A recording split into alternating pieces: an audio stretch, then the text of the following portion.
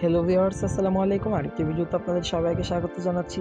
আশা করি থাম্বনেল দেখে সবাই বুঝতে পারছেন এই মাটির থালাটাতেই আজকে ডিজাইন করব।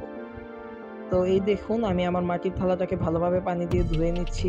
আর এই মাটির থালাটাকে আমি বাজার থেকে কিনেছি। ২ টা থালা আমার কাছ থেকে ৳৫০ মতন রেখেছে।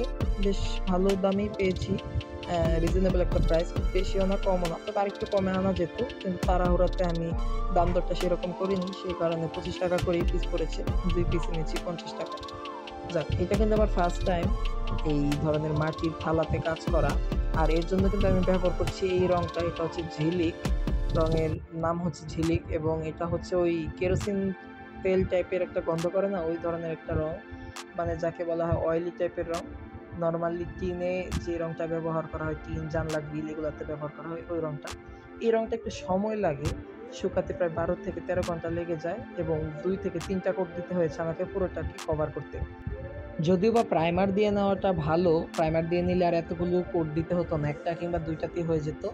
প্রাইমার হিসাবে যেকোনো ধরনের প্রাইমার ব্যবহার করতে পারেন। অনেকে অনেক ধরনের প্রাইমার ব্যবহার করে। আমি জেসুরটাকেই ব্যবহার করতাম, কিন্তু এখানে করিইনি। ভেবেছিলাম যেহেতু এই রংটাই রয়েছে, সাদা রং অনেকটা রং, সেটাই ব্যবহার করব। আর এই আলাদা করে এই সাদা রং ব্যবহার করার একটাই কারণ, মূলত এই রঙের আমার দামের দিক দিয়ে একটু মানে সুবিধা হয়, সস্তা হয়। কারণ ওই দিক দিয়ে আমাকে অ্যাক্রিলিক রঙের ছোট, ছোট বোতল কিনতে গেলে অনেকটাই টাকা খরচ করতে হয়। প্রায় ৩-৪ টার মতন বোতল খালি হয়ে যেত। প্রায় ৳২০০ রং লাগতো। আর এখানে আমি বড় একটা কৌটা কিনে ফেলেছি ৳১০০ দিয়ে, যেখানে অনেকটাই রং বেঁচে গেছে। আমি পরেও কাজ করতে পারবো। আর দেখতেই পাচ্ছেন আমি কিন্তু কাজ অনেকটাই মানে মাঝখান দিয়ে ফাঁক দিয়ে, দিয়ে করে নিচ্ছি। ১ম এই ২ টা বড় সাইজের বৃত্ত এঁকে নিলাম। একটা একদম ধার, একদম কিনারা দিয়ে, আরেকটা একদম মাঝখান দিয়ে ২ টা বৃত্ত। আর ছোট বৃত্তটার চারপাশ দিয়ে ৪ টা পদ্ম ফুল এবং ২ পাশ দিয়ে মানে প্রত্যেকটা পদ্ম ফুলের পাশ দিয়ে ২ টা করে কুঁড়ি এঁকে নিয়েছি এবং মাঝখান দিয়ে পার্টিশন দিয়ে দিয়েছি। দেখতেই পাচ্ছেন ৩ টা করে দাগ টেনে। নিজের মন মতো ডিজাইন করার চেষ্টা করছি। আর যেহেতু আমি থালার উপর এর আগে কখনো কাজ করিনি, এই কারণে একটু অসুবিধাই হচ্ছে। সবচেয়ে বড় কথা, যেহেতু গোল থালা, হাতে একদম কম্পাসের মতন সেই রকম বৃত্ত আকৃতির ডিজাইনগুলো তুলতে অনেকটাই সমস্যা হচ্ছে।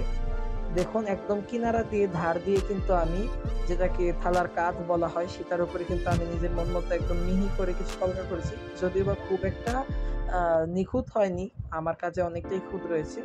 আর এখন কিন্তু এই সাইড দিয়ে বড় বৃত্তের ভেতর দিয়ে আমি ঢেউ, ঢেউ করে ১ম এ একটা প্যাটার্ন এঁকে নিলাম। তারপরে এগুলোতে কলকা করে নিচ্ছি এবং সাইড দিয়েও উপর দিয়ে যথেষ্ট কলকা ডিজাইন করার চেষ্টা করেছি। এবার ভেতর দিয়ে যতটা ফাঁকা সেগুলো কিন্তু ভরাট করে নেব। এইভাবেই মূলত কাজগুলো শেষ করলাম আমি। ফার্স্ট টাইম কলকার কাজ করেছি। কলকার কাজ এর আগেও করেছি, কিন্তু থালার উপরে এই ধরনের কাজ ফার্স্ট টাইমই করেছি। জানি না আপনাদের কাছে কেমন লাগবে। আমার কাছে মোটামুটি লেগেছে। আর দোষ, গুণ, ত্রুটি অবশ্যই আমাকে কমেন্ট করে জানাবেন। আমি আরো ভালো ভিডিও দেওয়ার চেষ্টা করব। এই ধরনের আর্ট পিসের ভিডিও পেতে আমার চ্যানেলটি সাবস্ক্রাইব করে পাশে থাকুন। তাহলে অনুপ্রেরণা পাবো। একটি লাইক দিয়ে দিবেন ভিডিওতে। আর এই হচ্ছে ফাইনাল লুক। আমার কাছে মোটামুটি ভালোই লেগেছে। যারা দেখেছে সবাই সুন্দর বলেছে। আপনাদের কাছে কেমন লাগলো অবশ্যই কমেন্ট করে জানাবেন।